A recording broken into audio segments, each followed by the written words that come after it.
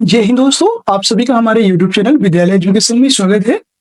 आज की क्लास में हम लोग पढ़ने वाले हैं बिहार जीके और जीएस के मोस्ट इंपोर्टेंट क्वेश्चन और ये सभी क्वेश्चन वन लाइनर क्वेश्चन है। आप लोगों ने बोला था कि जितने भी वन लाइनर क्वेश्चन है वो करवा दीजिए ताकि कम समय में ज्यादा से ज्यादा क्वेश्चन करने का रिविजन मिल जाए। तो आज वही क्लास लेकर आए हैं। आज की क्लास में हम लोग 70+ क्वेश्चन करने वाले हैं और ये मात्र 10 से 15 मिनट की क्लास होने वाली है और 10 से 15 मिनट में हम 70 क्वेश्चन करेंगे। ये सभी वन लाइनर है, इसलिए फास्ट रिवीजन करेंगे। चलिए शुरू करते हैं आज की इस क्लास में। आज की क्लास का पहला क्वेश्चन है, बिहार और उड़ीसा का विभाजन कब हुआ था? बिहार और उड़ीसा का जो विभाजन है कब होता है?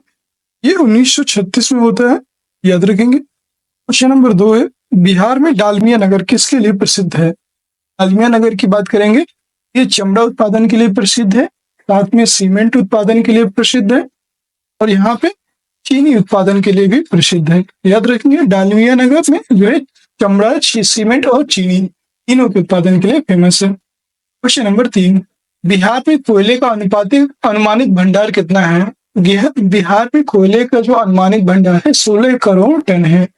16 करोड़ यहाँ पे कोयले के अनुमानित भंडार पाए जाते हैं। क्वेश्चन नंबर 4, पूर्वी मध्य रेलवे का मुख्यालय कहाँ स्थित है? पूर्वी मध्य रेलवे, ईस्टर्न सेंट्रल रेलवे का मुख्यालय हाजीपुर में स्थित है और ये बिहार का एक जिला है हाजीपुर और यहाँ पर पूर्वी मध्य रेलवे का मुख्यालय स्थित है। क्वेश्चन नंबर 5, इस फसल के उत्पादन में बिहार देश में अग्रणी है?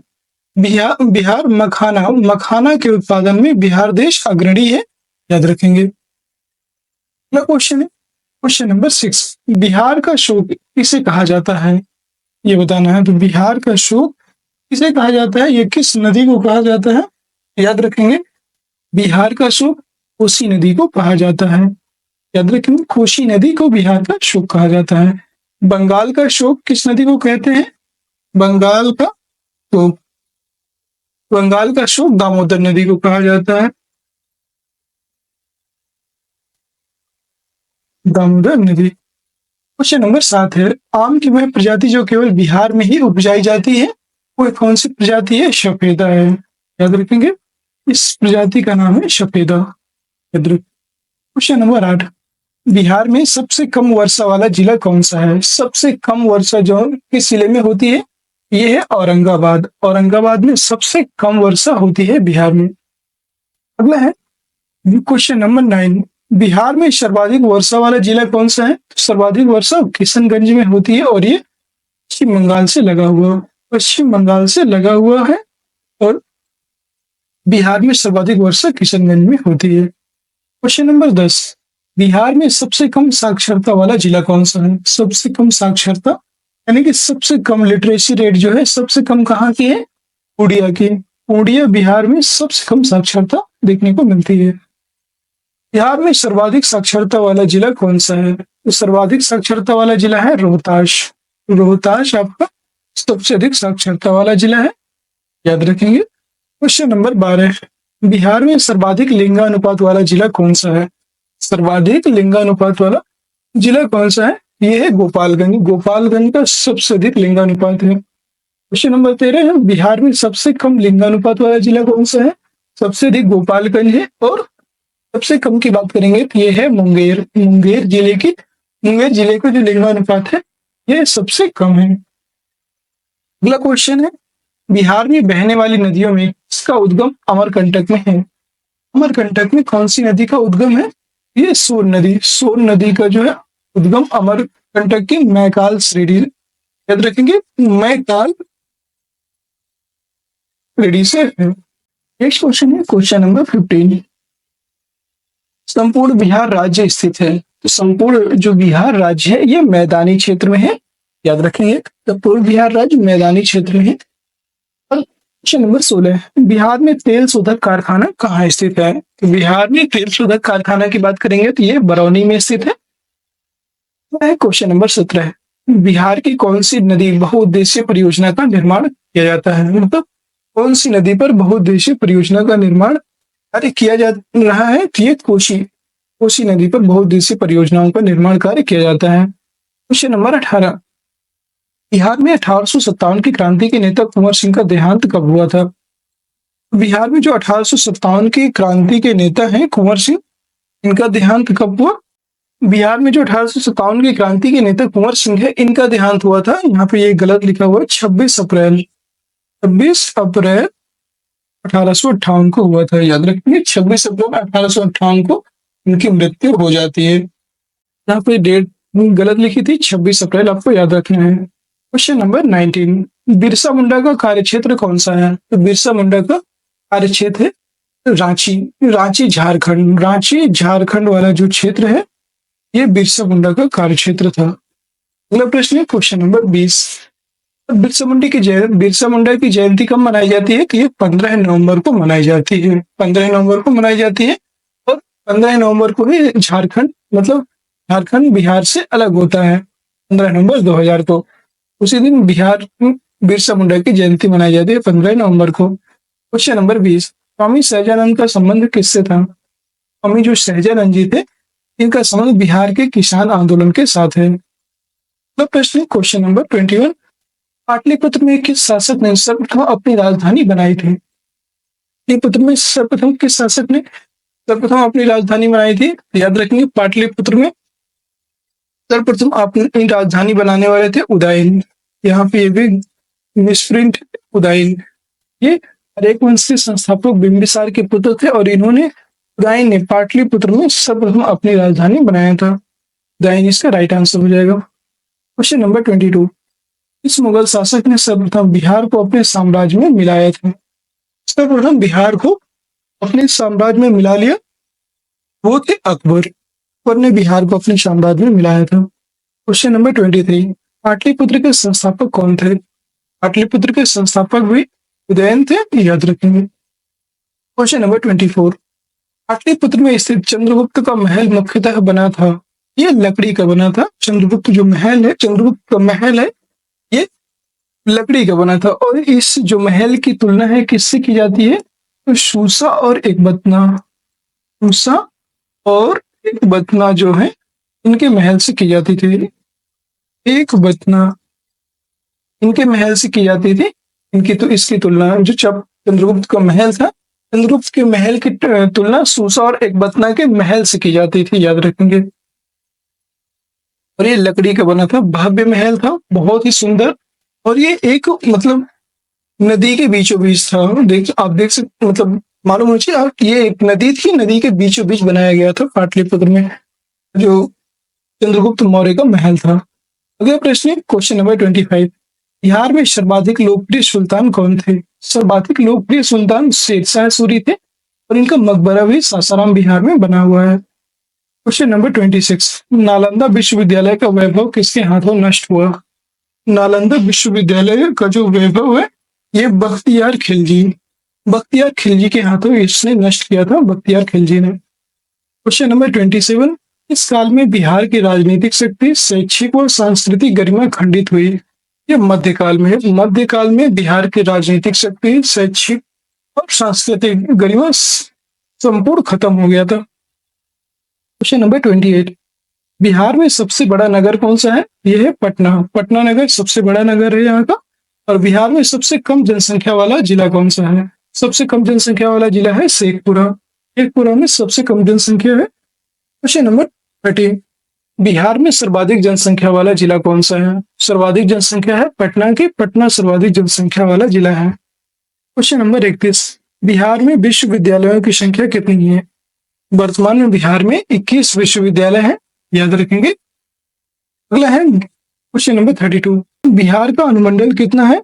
बिहार में 101 अनुमंडल है। और प्रमंडल की बात करेंगे, प्रमंडल कितने हैं?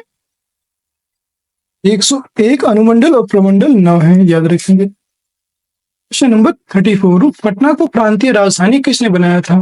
पटना को जो प्रांतीय राजधानी है किसने बनाया था? शेरशाह ने। अगला क्वेश्चन है क्वेश्चन नंबर 35, मूल रूप से बिहार शब्द का अर्थ क्या है?